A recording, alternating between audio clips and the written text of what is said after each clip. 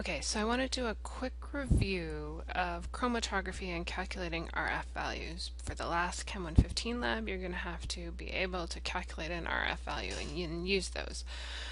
So we just finished a chromatography lab, and some people seem to have some issues with what is meant for an RF value. So an RF value is basically a ratio, right? So hopefully you watched the video and you saw the chromatography happening, so you spot things on this baseline right here, right? In this case we have substances X, Y, and Z, and we've spotted them on the baseline.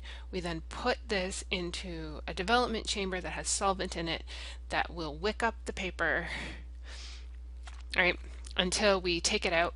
When we take it out, we draw the solvent line across so we know how far the solvent's gone. And in this particular case, when we took it out, we saw that substance X went this far, substance Y went this far, and substance Z went this far. So to calculate the RF value for substance X, we have to know how far the solvent went. So we measure this distance here, denoted by D. So you put a ruler on it, measure it, and then you measure the distance that the actual spot went. And you'll notice that it's not just a dot, right? It's in a regular spot. So we measure from the baseline here to the middle of the spot, right?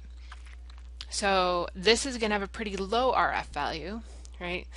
Substance Y is going to have a little bit of a higher RF value, bigger RF values because it went further, and then substance Z is going to have the largest, but they're all going to be less than 1, right? Because you're always dividing something, these distances are all less than where the solvent went. Okay, now our chromatographs that we just had didn't look quite like that, right? They look more like this, even a little more messy, right? Because we actually had bands, and the bands weren't all even, they were kind of jagged. But we're going to use the same kind of idea here. So if I wanted to know, in this case, this is my solvent line, right? How far my solvent had gone. I'm going to actually just use this line here to help me out. So I'm going to kind of see, all right, my solvent is about there. So if I'm going to read this in millimeters, that's going to be about 75.2 millimeters, right?